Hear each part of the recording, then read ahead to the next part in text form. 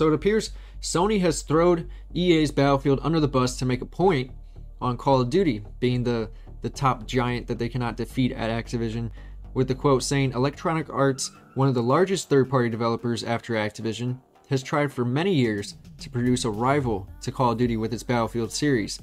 Despite the similarities between Call of Duty and Battlefield, and despite EA's track record in developing other successful AAA franchises such as FIFA, Mass Effect, Need for Speed, Star Wars Battlefront," which that one's arguable, the Battlefield franchise just cannot keep up.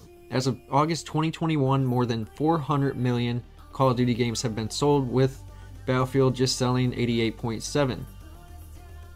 And honestly, there's arguments to be made on both sides, I guess. I don't really understand this article saying that, you know, Mass Effect, Need for Speed, and Star Wars are huge franchises. I wouldn't say that, you know, but when you compare Battlefield and Call of Duty, they're really not that similar. I mean, one is a casual game, and Battlefield was a hardcore military shooter, which has now kind of been transformed into this hero shooter thing.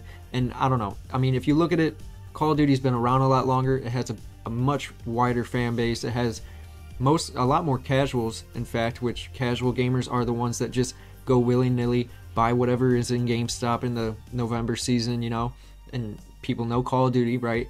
But I think because Battlefield came out, you know, it came into mainstream culture around 2010, maybe even 2011, so it hasn't been around that long, you know, and to say it cannot compete with Call of Duty is kind of ignorant to me personally. I think if they would have, you know, made these last 3 games much better, I think they would have gotten a lot closer to 400 million without even being an annual release that Call of Duty is. You know, I think they just kind of dropped the ball in these last 2 or 3 games. You know, Hardline didn't need to happen.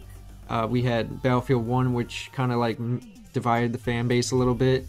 And then you had Battlefield 5, which was a mess, but I enjoyed it, but not as much as, you know, the classic Battlefields. And then, you know, you go forward from that, you have 2042, which was a colossal mess. So, and that was probably going to be their biggest title for, I would say, this generation. It could have been the biggest Battlefield for the PS5 generation, but I don't know what they're going to do next. Are they going to go down this hero shooter route and try to transform Battlefield, or are they going to try and go back to their roots? Because I feel like they think they don't have a big enough fan base to keep going in that direction. They need to hop on this trend or do this and that. I think that's where the downfall is. I think that's trying to copy trends and copy Titanfall or copy Call of Duty or Overwatch.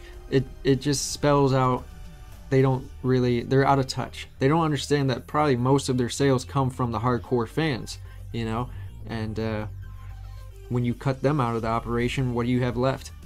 Exactly. So I don't know. There's a lot of things that go into this. I don't think it's just, you know, Call of Duty sold 400 million. They have an annual release. That's what did it. You know, I think it's much more deeper than that, and I think Battlefield could have done better in their short time frame and got closer to that 400 million.